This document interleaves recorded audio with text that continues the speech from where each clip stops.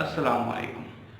America corona virus का घर कैसे बन गया, क्या आप जानते हैं? अगर नहीं तो इस वीडियो में मैं आपको इसकी मुकम्मल तफसील बताऊंगा।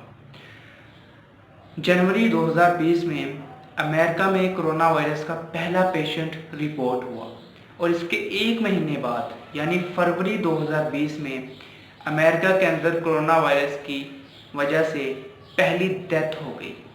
लेकिन इसके एक महीने बाद यानी 27 मार्च को अमेरिका कोरोना वायरस का घर बन गया और अमेरिका में कोरोना वायरस के सबसे ज़्यादा पेशेंट्स के सबसे ज़्यादा केसेस रिपोर्ट हुए यानी 7 लाख। 27 मार्च को अमेरिका में कोरोना वायरस से मुतासिर अफराद की तादाद 7 लाख हो गई और 27 मार्च को ही अमेरिका में अंदर कोरोना वायरस की वजह से सबसे ज़्यादा डेथ्स हुई। ये एक अलार्मिंग सिचुएशन थी।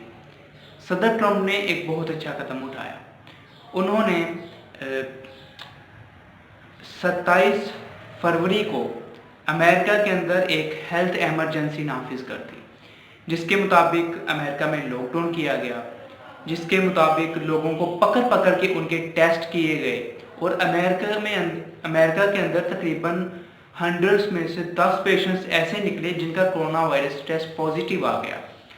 इसके अलावा अमेरिका के अंदर फॉरेनर्स का आने पर पाबंदी लगा दी गई, ख़ास तौर पर वो फॉरेनर्स जो चाइना से अमेरिका के अंदर आए थे।